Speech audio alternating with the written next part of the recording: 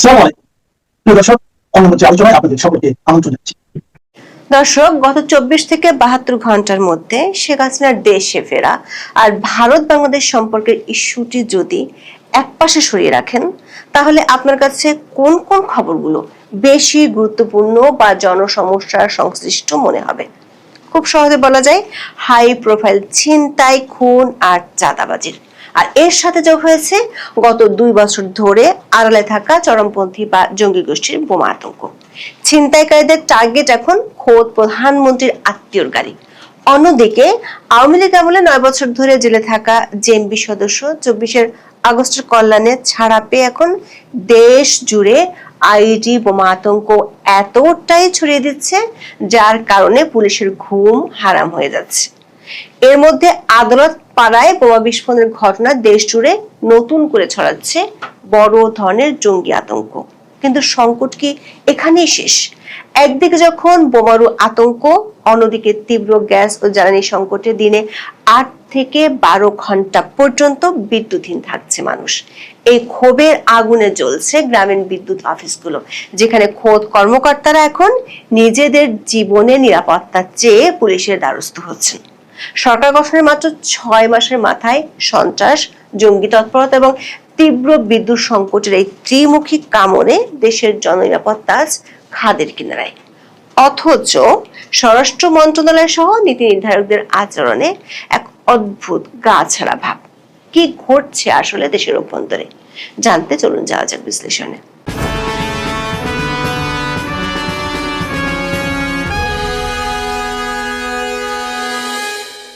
আইন শৃঙ্খলা পরিস্থিতির কতটা অবনতি হলে র্যাবের একটি শক্তিশালী ব্যাটালিয়নের ঠিক পাশ থেকে কোটি টাকা ছিনতাই হয়ে যায়? ঘটনাটি ঘটে গত 9 আগস্ট ঢাকার উত্তরায়, ঠিক র্যাব 1 ব্যাটালিয়নের দক্ষিণ পাশের রাস্তায়। দিনে দুপুরে মাঝ রাস্তায় একটি কাভার্ড ভ্যান থামিয়ে একটি পেট্রোল পাম্পের 1,21,25,000 টাকা ছিনতাই করে নিয়ে যায় মোটর বাইকে আসা দুর্বৃত্তরা। এই ছিনতাইয়ের শিকার তাসিন আক্তার হক সাধারণ কেউ আবার নন। তিনি প্রয়াত সাবেক প্রধানমন্ত্রী খালেদা জিয়ার বোন এবং সাবেক মন্ত্রী খুরশিদ হকের ছোট ছেলে, অর্থাৎ বর্তমান প্রধানমন্ত্রী তারেক রহমানের আপন খালাতো ভাই। সকাল 10:30টার দিকে 3টি মোটরসাইকেল এসে দুর্বৃত্তরা তার গাড়ির গতিরোধ করে, ধারালো অস্ত্র দিয়ে হামলা চালিয়ে টাকার ব্যাগটি নিয়ে চম্পট দেয়। অত্যন্ত আশঙ্কাজনক বিষয় হলো, ঘটনার 3 দিন পেরিয়ে গেলেও পুলিশ না পেরেছে টাকা উদ্ধার করতে, না পেরেছে কাউকে গ্রেফতার করতে। ঢাকা মহানগর ডিবি পুলিশ কেবল আশার বাণী শুনিয়ে যাচ্ছে। ঢাকার এই ঘটনার 24 ঘন্টার মধ্যে দেশের বাণিজ্যিক রাজধানী চট্টগ্রামে নেমে আসে আতঙ্ক। চট্টগ্রামের পাঁচলাশ থানার হামজারবাগ এলাকায় 50 লাখ টাকা চাঁদা না পেয়ে এক প্রবাসী ব্যবসায়ীর 11 তলা ভবনের গেট লক্ষ্য করে গুলি ছোড়ে দুর্বৃত্তরা। অন্যদিকে 12 আগস্ট সিলেট নগরের রায়নগর এলাকায় একটি বাসা থেকে স্বামী, স্ত্রী ও তাদের গৃহকর্মীর গলা কাটা লাশ উদ্ধার করা হয়। পুলিশ ধারণা করছে তীব্র লোডশেডিং এর অন্ধকারের সুযোগ নিয়ে অত্যন্ত পরিকল্পিতভাবে এই হত্যাকাণ্ড চালানো হয়েছে। অর্থাৎ সাধারণ মানুষের ঘরে বাইরে কোথাও আজ নিরাপত্তা নেই। কিন্তু অপরাধ জগৎকে ছাপিয়ে গত 2 দিনে যে বিষয়টি দেশকে সবচেয়ে বেশি নাড়িয়ে দিয়েছে তা হলো আকস্মিক বোমা আতঙ্ক ও চরমপন্থী গোষ্ঠীর পুনরুত্থান। 12 আগস্ট বরিশাল জেলা ও দায়রা জজ আদালতের প্রধান ফটকের সামনে এক অজ্ঞাত ব্যক্তি বোমা বিস্ফোরণ ঘটিয়ে পালিয়ে যায়, যা পুরো আদালত চত্বরে তীব্র আতঙ্ক তৈরি করে। আর ঠিক কয়েক ঘন্টা আগে ঢাকার অদূরে সাভারে যা উন্মোচিত হয়েছে তা রীতিমতো পিলে চমকে ওঠে। 11 আগস্ট সন্ধ্যা থেকে সাভারের হেমায়তপুরের একটি বাড়ি ঘিরে রাখে সিটিটিসি বা counter terrorism and transnational crime unit. দীর্ঘ অভিযানের পর উদ্ধার করা হয় বিপুল পরিমাণ বোমা তৈরির সরঞ্জাম ও বিস্ফোরক সামগ্রী। গ্রেপ্তার করা হয় আরিফ হোসেন ওরফে ইমরান নামের এক যুবক। পুলিশ বলছে, এই অভিযানের পর দিন সাভারের সাদাপুর এলাকায় মসজিদের মাঠে একটি শক্তিশালী আইইডি প্রেসার কুকার বোমা পাওয়া যায়। বিস্ফোরক অধিদপ্তরের কর্মকর্তারা বলছেন, সাভারের মসজিদের মাঠে পাওয়া প্রেসার কুকার বোমা কিছুদিন আগে আসলে উদ্ধার হওয়া বোমা এবং ঢাকার মতিঝিল মেট্রো স্টেশনের নিচ থেকে ছাতার ভেতর উদ্ধার হওয়া বোমা, এই 3টি বোমাই হুবহু একই ধরনের শক্তিশালী আইইডি উপাদান দিয়ে তৈরি। তদন্তকারীদের দাবি, এই বিপজ্জনক বোমাগুলো তৈরি হয়েছিল সাভারের হেমায়েতপুরের সেই আস্তানাতে। গত 12 দিনে ঢাকার সাভার ও আশুলিয়া থেকে 17টি শক্তিশালী বোমা উদ্ধার হয়েছে। কারা আছে এই বোমাগুলোর পেছনে? তদন্তে উঠে এসেছে এক ভয়ঙ্কর নাম, নাজমুল হাসান মামুন ওরফে বোমারু মামুন। এই মামুনের বয়স যখন মাত্র 21 বছর, তখনই বিগত আওয়ামী লীগ সরকারের আমলে বোমা তৈরির অভিযোগে সে গ্রেপ্তার হয়েছিল। 2017 সালে ঢাকার পান্থপথের হোটেল অলিওতে হওয়া আত্মঘাতী বোমা হামলার প্রধান কারিগর ছিল এই মামুন। কিন্তু 2024 সালের 5ই আগস্টের পট পরিবর্তনের পর অন্তর্বর্তীকালীন সরকারের সময় সে জামিনে মুক্তি পায়। আরো বিস্ময়কর বিষয় হলো, চলতি বছরের জানুয়ারিতে আদালত তাকে বিগত ফ্যাসিস্ট সরকার বিরোধী রাজনৈতিক কর্মী হিসেবে অভিহিত করে খালাস দেয়। কারাগার থেকে বের হয়ে মামুন তার পুরনো শিষ্যদের নিয়ে আবার নেমে পড়েছে বোমা তৈরিতে। সাভার থেকে গ্রেপ্তার হওয়া আরিফও বিগত অন্তর্বর্তী সরকার আমলে জঙ্গি মামলায় কাশিমপুর হাই সিকিউরিটি কারাগারে ছিল এবং আগস্টের পট পরিবর্তনের পর সেপ্টেম্বর মাসে কারাগার থেকে ছাড়া পায়। পুলিশ বলছে এই মামুন আরিফ চক্রটি গত ডিসেম্বর থেকে শুরু করে এবছর জুলাই পর্যন্ত কেরানীগঞ্জ, যাত্রাবাড়ী, কুমিল্লা, সায়দাবাদ ও মতিঝিল মেট্রো স্টেশনে একের পর এক বোমা হামলা ও বিস্ফোরণ ঘটিয়েছে। প্রশ্ন হলো, একের পর এক বাংলাদেশে এমন শক্তিশালী বোমার সন্ধান কেন পাওয়া যাচ্ছে, যেখানে দেশটির স্বরাষ্ট্রমন্ত্রী সালাউদ্দিন আহমেদ নিজেই মনে করেন না দেশটিতে জঙ্গি বলে কিছু আছে? সাভারের হেমায়েতপুরের যে বাসাটি প্রায় 6 ঘন্টা পুলিশ ঘিরে রেখেছিল, সেই বাসা থেকে উদ্ধার করা বোমাগুলোর সঙ্গে জঙ্গি সংগঠন জামায়াতুল মুজাহিদিন বাংলাদেশ বা জেএমবির লিফলেট পাওয়ার কথা জানিয়েছে পুলিশ। এই জেএমবির জন্ম হয়েছিল বিগত বিএনপি জামাত জোটের সেই 2001 থেকে 2006 সালের শাসনামলে। বাংলাদেশের স্বরাষ্ট্রমন্ত্রী যখন জঙ্গি নেই বলে দাবি করছেন, তখন পুলিশ বলছে এই আইইডির মতো শক্তিশালী ও ব্যাপক বিধ্বংসী বোমাগুলো তৈরির পেছনে আছে নাজমুল হাসান মামুন ওরফে বোমারু মামুন। পুলিশের counter terrorism and transnational crime বা সিটিটিসি ইউনিটের এডিসি মঈনুদ্দিন চৌধুরী বলেছেন, মঙ্গলবার রাতে সাভার থেকে মোহাম্মদ আরিফ ওরফে ইমরান নামে যে যুবককে বোমা ও বোমা তৈরির সরঞ্জাম সহ গ্রেপ্তার করা হয়েছে, তার গুরু হচ্ছে বোমারু মামুন। গত ডিসেম্বরে কেরানীগঞ্জের মাদ্রাসায় বোমা তৈরির সময় বিস্ফোরণ, এরপর ফেব্রুয়ারিতে যাত্রাবাড়িতে তল্লাশির সময় পুলিশকে ছুরিকাঘাত করে বোমার ব্যাগ ফেলে পালানো, মার্চে কুমিল্লার শিব মন্দিরে বিস্ফোরণ এবং একই মাসে সায়দাবাদে পুলিশের তল্লাশির সময় বোমা বিস্ফোরণের ঘটনায় মামুন ও তার শিষ্য আরিফের সংশ্লিষ্টতা পাওয়ার কথা বলছে তদন্তকারীরা। তখন থেকে মামুনকে খুঁজছিল পুলিশ। এরপর গত জুলাইতে সনাতন ধর্মীদের উল্টো রথযাত্রার পথে মতিঝিল মেট্রো স্টেশনের নিচে ছাতার ভেতর পাইপ বোমা ফেলে রাখা এবং আশুলিয়ার চারাবাগের চায়ের দোকানে প্রেসার কুকার বোমা ফেলে রাখার ঘটনাতেও মামুন আরিফরা জড়িত বলে পুলিশের ভাষ্য।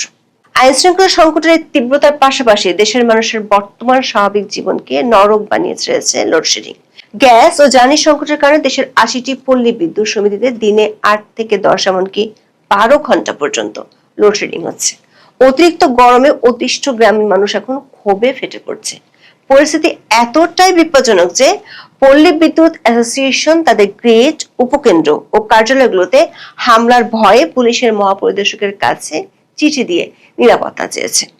চিঠিতে বলা হয়েছে, 80টি পল্লী বিদ্যুৎ সমিতির যেখানে দৈনিক 8 থেকে 9 হাজার মেগাওয়াট বিদ্যুৎ প্রয়োজন, সেখানে গড়ে পাওয়া যাচ্ছে মাত্র 5 থেকে 6 হাজার মেগাওয়াট। ফলে ক্ষুব্ধ গ্রাহকেরা বিভিন্ন উপকেন্দ্রে ভাঙচুর চালাচ্ছে, যার কারণে মাঠ পর্যায়ের বিদ্যুৎ কর্মকর্তা কর্মচারীরা চরম আতঙ্কে দিন কাটাচ্ছেন। এই দৃশ্য অনেককেই ফিরে নিয়ে যাচ্ছে 2001 থেকে 2006 সালের বিএনপি জামাত জোট সরকার আমলে সেই বিভীষিকাময় কানসার্ট আন্দোলনে, যেখানে বিদ্যুতের দাবিতে হওয়া আন্দোলনে পুলিশের গুলিতে বেশ কয়েকজন সাধারণ মানুষ প্রাণ হারিয়েছিলেন।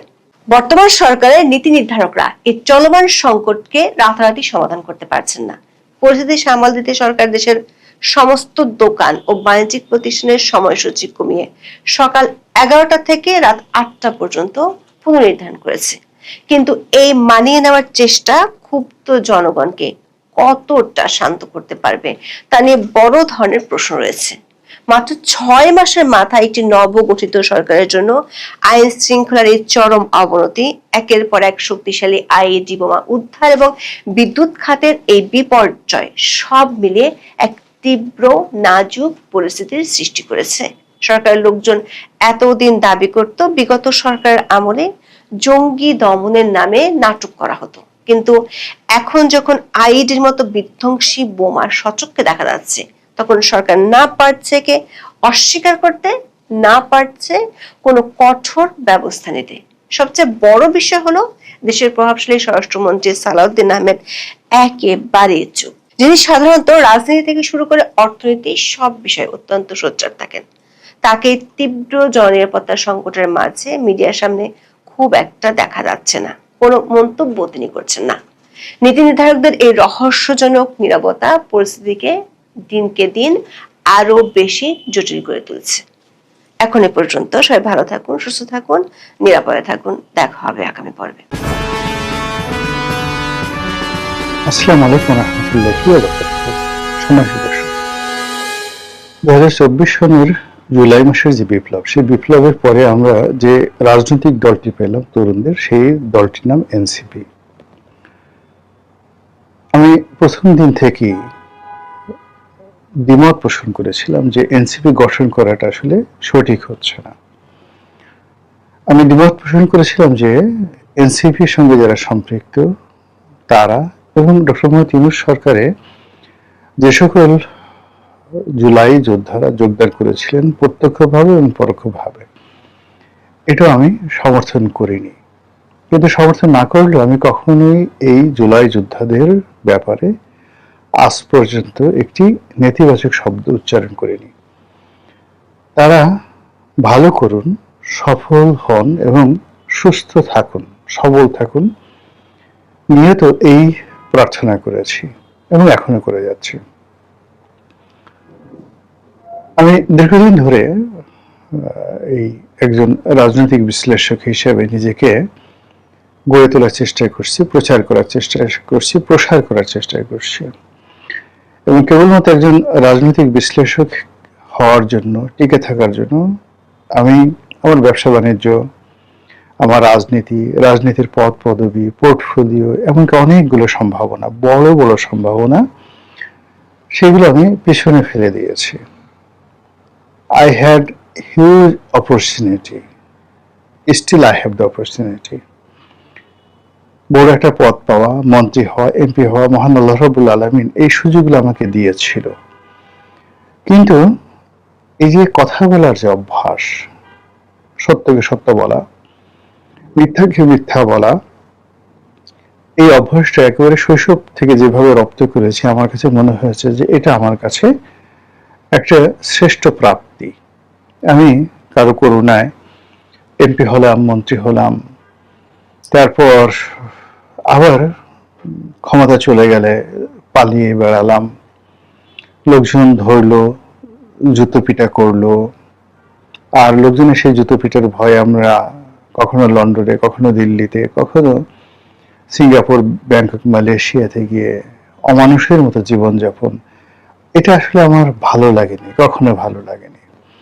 কাজেই ক্ষমতার খুব কাছাকাছি ছিলাম, হয়তো এখনো আছি, কাজেই এই ক্ষমতা আমাকে আকৃষ্ট করেনি। আকৃষ্ট না করার কারণে এই তরুণদেরকে আমি যতটা সম্ভব প্রকাশ্যে অপ্রকাশ্যে বলার চেষ্টা করেছি যে still you have to wait long time.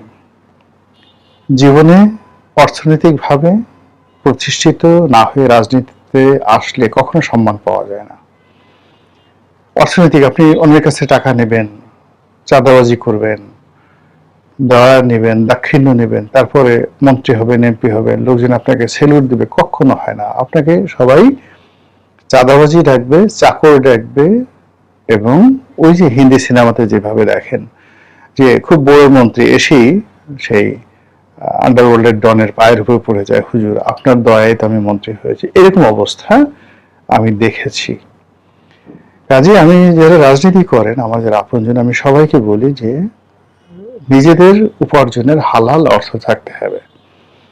এছাড়া রাজনীতিতে আপনি কখনো সম্মান পাবেন না, অথবা খুব বেশি আপনার টাকা পয়সা দরকার নেই, আপনি জাস্ট মতিয়া চৌধুরীর মতো বা সুরঞ্জিত সেনগুপ্তর মতো, তোফায়েল আহমেদের মতো এরকম জীবনযাপন করতে পারেন। মানুষ আপনাকে ধার দেনা করে কিছু দিল, আপনি সেটা নিলেন, ওরকম আহামরি কিছু না, কিন্তু আপনি একটা জীবন পার করতে পারবেন। তো সেক্ষেত্রে আমাদের এই তরুণ বন্ধুরা যারা এই রাজনীতি শুরু করেছিল, তাদের না অর্থ, না পরিবার, না রাজনৈতিক ব্যাকগ্রাউন্ড, কোনো কিছু ছিল না। কেবলমাত্র এই বিপ্লবের একটা জোয়ার তাদের হাতে ছিল। তো সেই জোয়ারটিকে তারা যতটা ব্যবহার করতে পেরেছে, তার চেয়ে লোকজন, মানে বিভিন্ন পক্ষ তাদেরকে ব্যবহার করেছে। কেউ হয়তো কোনো ধড়িবাজ ব্যবসায়ী তাদের অফিসে দেখেছেন, কোনো মিডিয়া হাউস তাদেরকে দেখেছেন, কোনো রাজনীতিবিদ তাদেরকে দেখেছেন, অথবা রাজনীতিবিদ তাদের কাছে গিয়েছেন।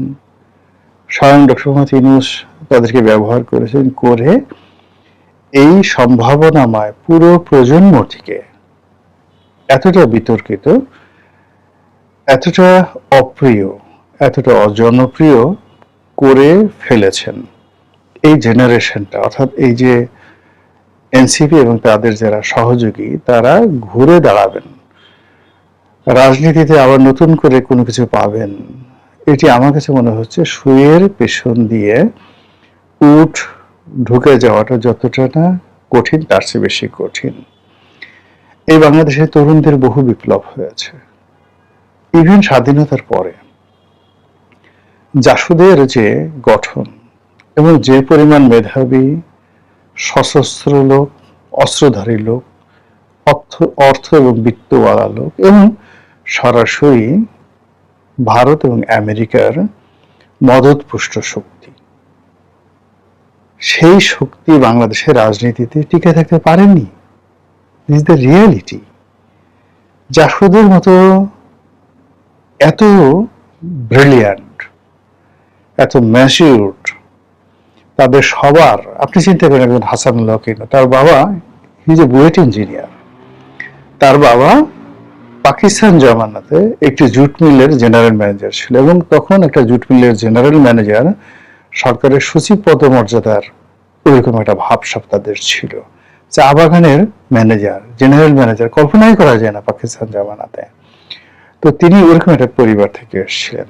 আচ্ছা, শাহজাহান সিরাজের পরিবারটার কথা চিন্তা করেন, আসম আব্দুর রবের কথা চিন্তা করেন, কোনো পরিবার দরকার নেই। এখন আসম আব্দুর রব ইন 1973, আপনি তার সাক্ষাৎকারগুলো দেখেন, আর হাসনাত আব্দুল্লাহ দেখুক যে আসম আব্দুর রব কি ছিল আর সে কি অবস্থায় আছে। নুরুল হক নুরু দেখুক যে শাহজাহান সিরাজ, আব্দুল কুদ্দুস মাখন কিংবা সিরাজুল আলম খান, তারা এই নুরুল হক নুরুর বয়সে বা রাশেদের বয়সে তারা কি কথা বলেছেন, তাদের মেকআপ কি, গেট আপ কি, কোন অবস্থাতে তারা ছিলেন, এবং নুরু, রাশেদ, সার্জিস এরা কোন অবস্থায় আছে। তো সেই আসম আব্দুর রবরা কেন পরাজিত হলেন, কেন সফল হতে পারলেন না, তাদের শেষ পরিণতি কি হয়েছে? কাজে এখন যারা আছেন তারা যদি তাদের চাইতে সুপার কোয়ালিটি না হন, তাহলে এর থেকে বেরোতে পারবেন না। এবং আমরা এই যে সমাজে যারা একটু বয়স হয়ে গেছে, ধড়িবাজ টাইপের মানুষ, আমরা এই তরুণ প্রজন্মকে যে যার মতো করে ব্যবহার করে এদেরকে একেবারে শেষ করে দিয়েছি। ফলে কি হলো, ইউনূস জমানাতে তাদের কারো নাম হয়ে গেল হাঁস বালক, সে শুধু হাঁস খায়। কারো নাম হয়ে গেল আরো অনেক আজে বাজে নাম এদের হয়ে গেছে। এবং যখনই মানে কাউকে কালা মুগুর, কালা পাঠা, এই জিনিসগুলো, শব্দগুলো ব্যবহার করা হয়, মানে এই ধরনের মানুষ, মানে মুরগি মিলন, টোকাই সাগর, বাস্টার্ড সেলিম, এই যখন একটা মানুষের একটা মন্দ নাম হয়ে যায়, বিখ্যাত একটা বক্তব্য আছে যে তুমি যদি কোনো কুকুরকে মারতে চাও, মারার আগে তাকে একটা ব্যাড নেম দাও, খারাপ নাম দাও। তো ওদের আমাদের এই সমাজে যখন কোন একটা মানুষকে ব্যঙ্গ করে ইন জেনারেল মানুষ কথা বলে, ওই মানুষটির মরা ছাড়া আর কোনো উপায় থাকে না। এই ঢাকা শহরে একসময় চাকু মহিউদ্দিন ছিল, একসময় বাস্টার্ড সেলিম ছিল, একসময় পাঁচ পাত্র ছিল, একসময় টোকাই সাগর, মুরগি মিলন, এরা ছিল। এদের দাপটে ঢাকা সরকার তো সবারই একটা করে খারাপ নাম দেওয়া হয়েছিল, এবং সেই লোকগুলো সেই নামের কারণে মরে গিয়েছে। এখন এনসিপির যারা লোকজন আছেন তাদের মধ্যে ইতিমধ্যে যারা খারাপ নামের শিকার হয়েছেন, পূর্বের সাথে পশ্চিমে উঠতে পারে, কিয়ামত হয়ে যেতে পারে, তারা এই খারাপ নাম থেকে এই বাংলার জমিনে বেরোতে পারবেন না। ইতিহাস এটাই বলে। তো যেটা বলছিলাম যে ডক্টর মোহাম্মদ ইউনূসের জমানাতে তারা কি করলেন, প্রথমে ডক্টর মোহাম্মদ ইউনূস তাদেরকে ব্যবহার করলেন। এখন তারা সবাই স্বীকার করছেন যে ইউনূস সাহেব তাদেরকে ব্যবহার করেছে। ওই জমানাতে বিভিন্ন টেলিভিশন মালিক, পত্রিকার মালিক, তারপরে বিভিন্ন কর্পোরেট হাউসগুলো সেই আগস্ট মাসের 5 তারিখ থেকে 15-20 তারিখ পর্যন্ত এই 15 দিনে তাদেরকে ব্যবহার করে তাদেরও 12টা বাজিয়ে দিয়েছে, রাজনীতি 12টা বাজিয়ে দিয়েছে, এই ছেলেগুলোর ভবিষ্যৎ নষ্ট করে দিয়েছে। পরবর্তীতে যখন এদেরকে আবার রাজনৈতিক দল গঠন করার জন্য ইনফ্লুয়েন্স করা হলো, এর একটা রাজনৈতিক দল করলো, সবাই বলল যে এটা একটা কিংস পার্টি। ডক্টর মোহাম্মদ ইউনূসের তাবেদার হিসেবে তাকে ক্ষমতায় নেওয়ার জন্য এরা হাতিয়ার হিসেবে কাজ করছে। ফলে কখনো হাতিয়ার সফলতা লাভ করতে পারে না। কোদালি, খুন্তাই, পিস্তলি। আপনি হাতিয়ারকে, যেটা দিয়ে আমি যে কোনো কাজ করতে, হাতিয়ার বলতে হাতের লাঠি, কোদাল, খুন্তি, কুড়াল, এনিথিং। আপনি দেখেন এই হাতিয়ারের ভবিষ্যৎকে যতক্ষণ না পর্যন্ত হাতিয়ারের উপরে হাত থাকে ততক্ষণ পর্যন্ত হাতিয়ারের মূল্য, আদারওয়াইজ ফেলে দিলে হাতিয়ার একটা জড় পদার্থে পরিণত হয়ে যায়। কাজেই রাজনীতি বলেন, অর্থনীতি বলেন, প্রেম, ভালোবাসা, যে কোনো জায়গাতেই বলেন না কেন, আপনি যদি কারো হাতিয়ার হয়ে যান মুহূর্তের মধ্যে সেটা সর্বনাশ ঘটায় ফেলবে আপনার জীবনের। কাজেই এই যে কিংস পার্টি গঠন করা, কিংস পার্টি হওয়া, এটা তাদের একটা ভুল সিদ্ধান্ত ছিল। সেকেন্ড থিং হলো, কতদিন পরে আবার বদনাম হয়ে গেল, তারা জামাতের বি টিম, সি টিম।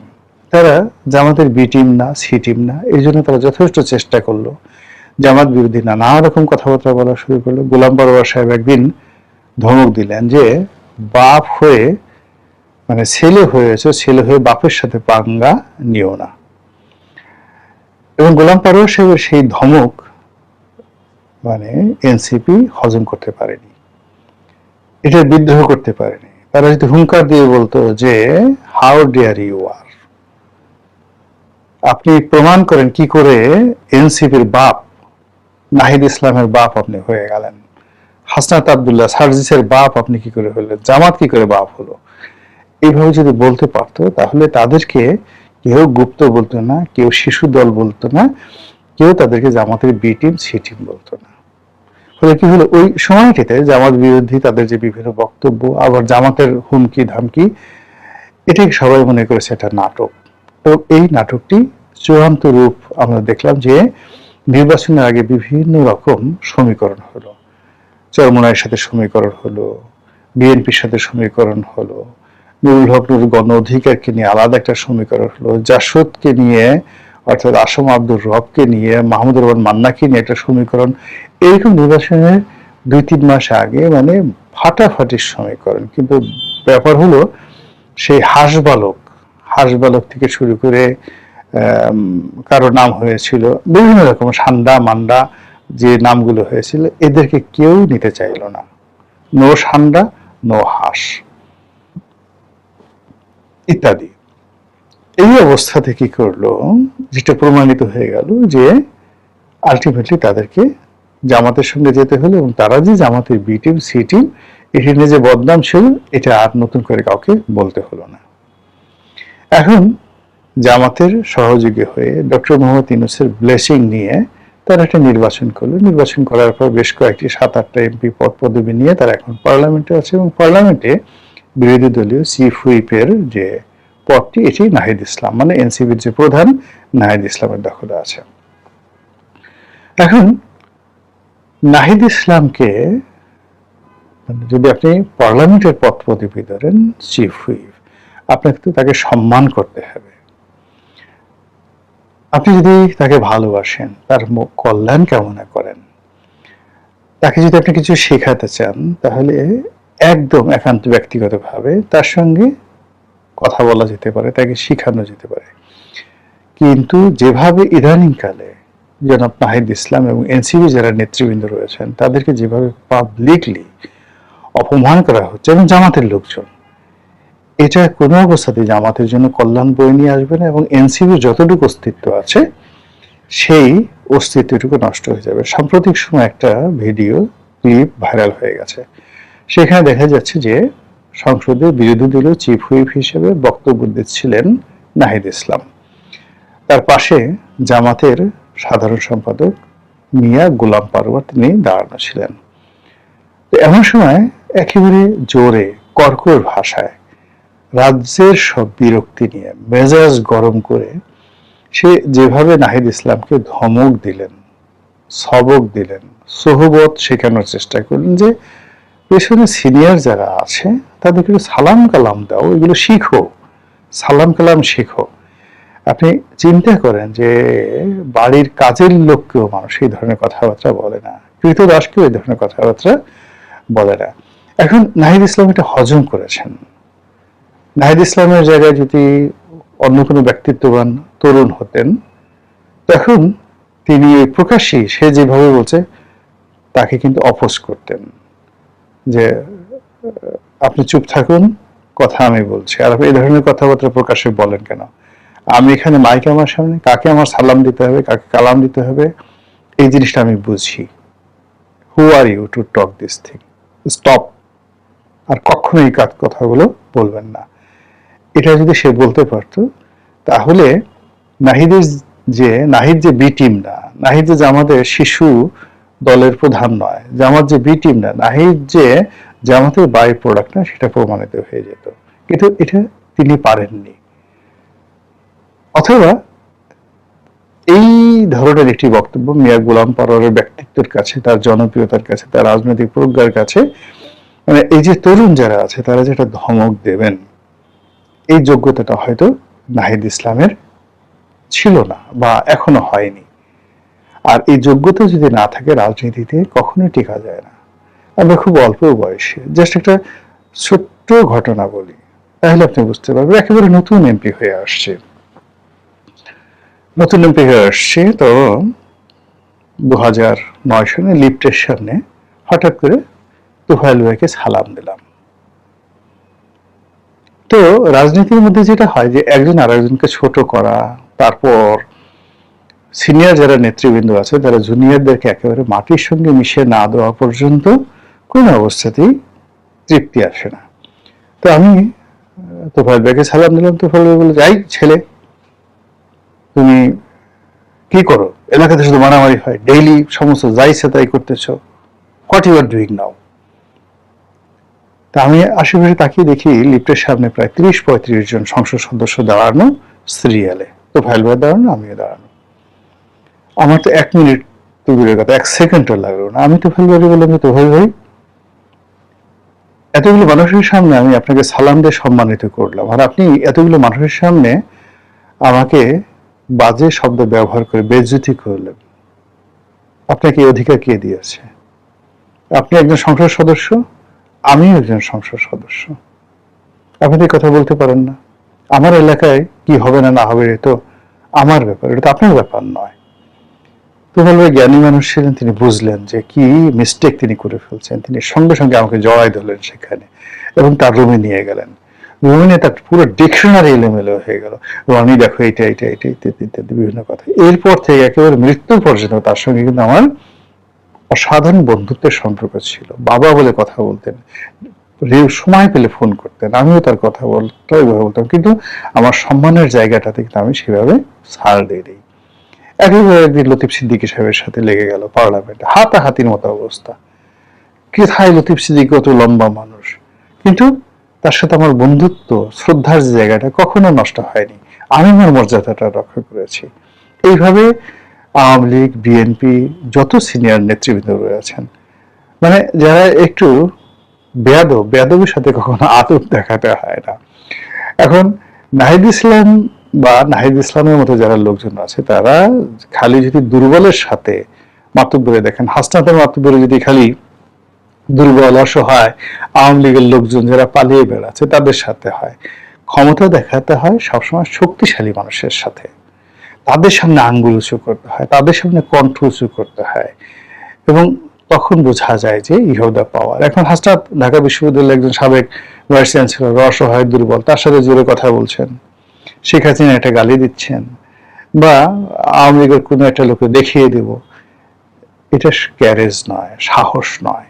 সাহস হলো ক্ষমতাকে প্রশ্ন করা এবং অভ্যন্তরীণভাবে রেসপেক্ট অর্জন করা নিজেদের লোকদের কাছ থেকে, সহকর্মীদের কাছ থেকে, সহযোদ্ধাদের কাছ থেকে।